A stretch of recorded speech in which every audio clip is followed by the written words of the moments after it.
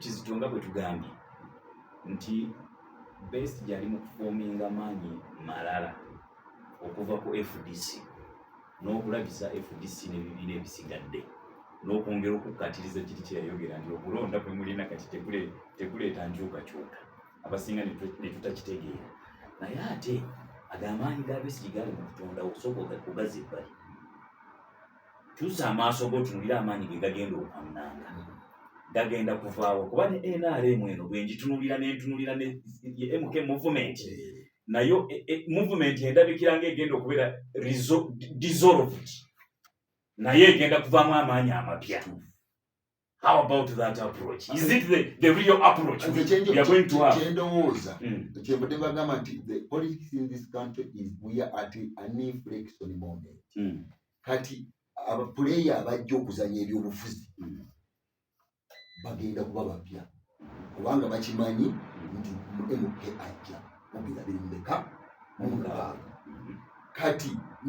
ebintu ngene byeyerula yebesiga amaze okulaga akabonero ke nti ateeka okuvuganya nani ne MK ate kuva wano wakati kati strategy y'abali abali mu group ya MK bo baadde baagala okusanya wano kyona niba ne mu FDC n'ebibiina byonna abava wano mu centro tiwali abamaanyi naba bonna ne babasanya mu bugenderevu ne mukulonda mu FDC kwega kibadde kya munda buli muntu w'amaanyi yajja asibamizibwewa kati kiba kitegeeza nti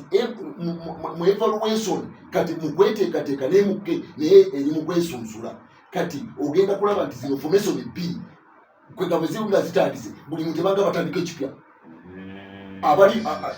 muntu bagenda kubanga batandika ekipya nti abayingira MK tebasala kulaga nti fe twali eweero fe twali ba historical ogenda kulaba bamongi bandi abapya nga baze ku stage n'abanagenda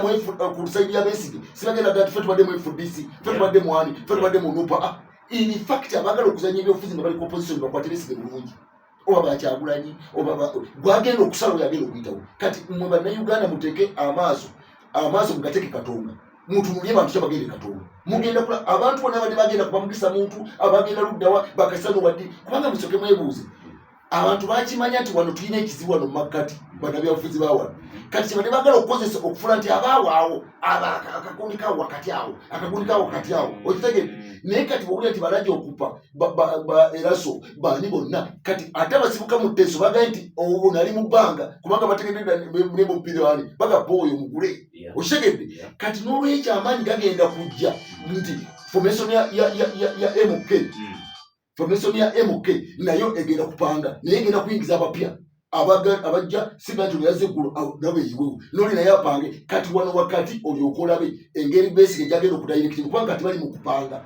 MK panga mwezi gwa 12 bagenda kutandika okulonda obukiiko mu byalo mu mwezi gwa 10 bagenda mu delegation conference MK kati neno kati bino ebibiina bigenda kufa kubanga po agenda kubanga akomyawo kubano bona bansi bambi bandi bona bagenda kukomawo kati bansi